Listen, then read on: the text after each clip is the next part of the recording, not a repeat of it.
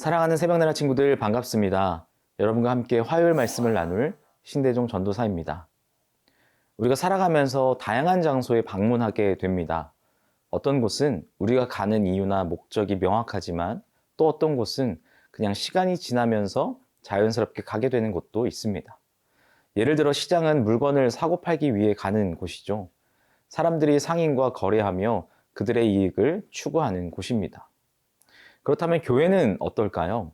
교회는 우리가 예배드리고 하나님과의 관계를 형성하기 위해 가는 곳입니다. 그런데 때때로 교회가 그 본래의 의미를 잃고 단순히 사람들끼리 모이는 곳으로 변질되기도 합니다. 오늘 본문에서 예수님은 성전에서 일어난 일이 마치 시장처럼 변해 있는 모습을 보시고 크게 분노하십니다. 예수님은 그곳이 하나님께 드려지는 성전이 되어야 함을 강조하셨습니다.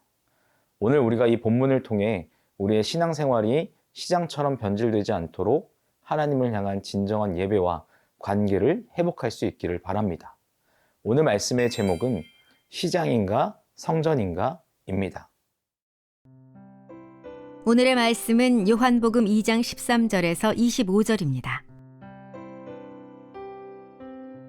유대 사람들이 지키는 유월절이 다가오자 예수께서는 예루살렘으로 올라가셨습니다. 예수께서 성전 뜰에서 사람들이 소와 양과 비둘기를 팔고 또 탁자 앞에 앉아 돈을 바꿔주는 것을 보셨습니다. 예수께서는 노끈으로 채찍을 만들어 양과 소들을 모두 성전 밖으로 내쫓고 돈을 바꿔주던 사람들의 동전을 쏟고 탁자를 엎어버리셨습니다. 그리고 비둘기를 팔던 사람들에게 말씀하셨습니다. 이것들을 여기에서 치워버리라. 내 아버지의 집을 장사하는 집으로 만들지 말라. 예수의 제자들은 주의 집을 향한 열정이 나를 삼킬 것이다 라고 기록된 성경 말씀이 생각났습니다. 그때 유대 사람들이 예수께 물었습니다. 당신이 이런 일을 할 수 있다는 것을 증명할 만한 무슨 표적을 우리에게 보여줄 수 있겠소? 예수께서 그들에게 대답하셨습니다. 이 성전을 허물라. 그러면 내가 3일 만에 다시 세우겠다. 그러자 유대 사람들이 대답했습니다. 이 성전을 짓는 데 46년이나 걸렸는데 당신이 그것을 3일 만에 다시 세우겠다는 말이오? 그러나 예수께서 말씀하신 성전은 바로 자기 몸을 가리킨 것이었습니다. 나중에 예수께서 죽은 사람들 가운데서 살아나셨을 때에야 제자들은 이 말씀을 기억했고 성경과 예수께서 하신 말씀을 믿었습니다.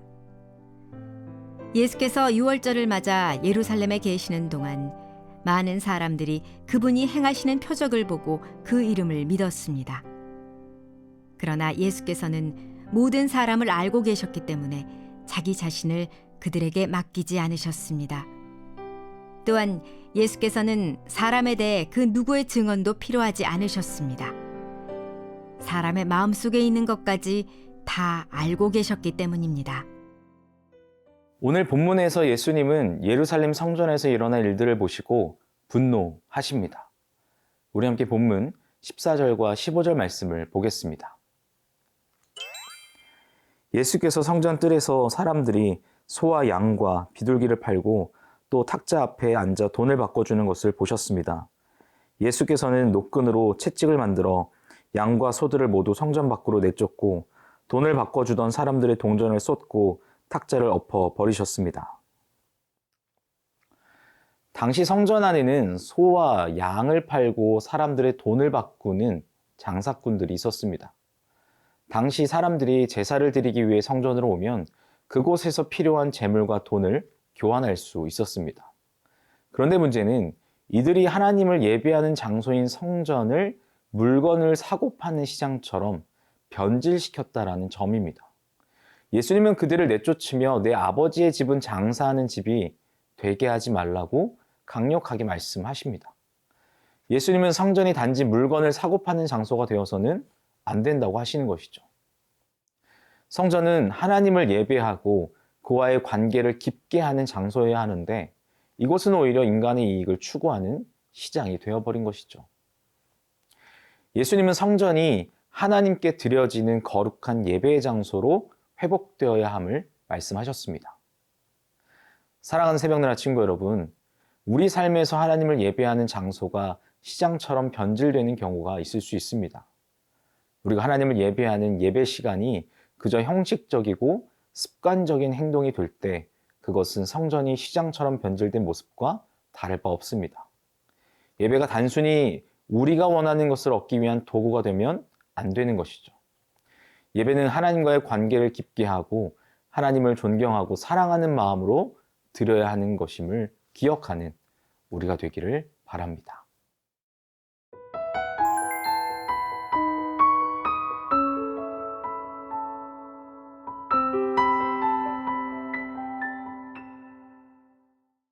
예수님이 성전에서 장사하는 사람들을 모두 쫓아내셨습니다.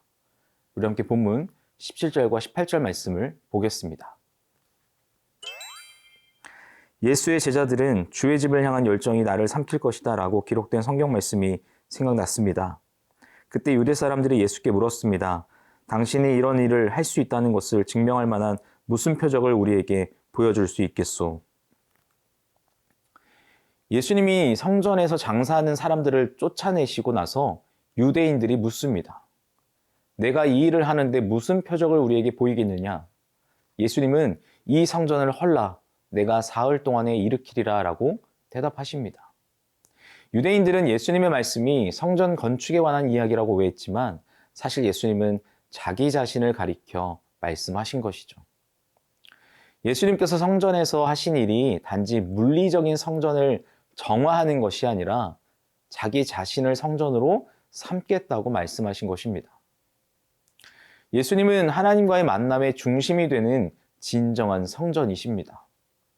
예수님은 자신을 통해 우리가 하나님과 온전한 관계를 맺을 수 있는 길을 열어주셨습니다. 예수님을 믿고 따르는 우리는 더 이상 물리적인 건물에 갇히지 않고 예수님 안에서 하나님과 직접적인 관계를 맺는 성전이 되는 것이죠. 그러므로 예배는 더 이상 어떤 특정한 장소나 시간에만 국한되는 것이 아니라 우리의 삶 속에서 이루어져야 하는 것입니다. 예수님을 통해 우리는 진정한 예배를 드릴 수 있는 존재가 되었기 때문이죠.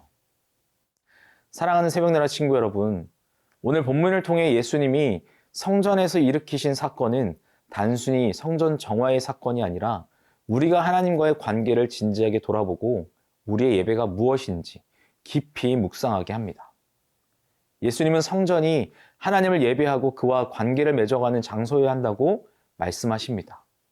우리는 예배가 형식적인 의무가 아니라 하나님과의 온전한 만남의 자리라는 것을 기억하는 우리가 되기를 축복합니다.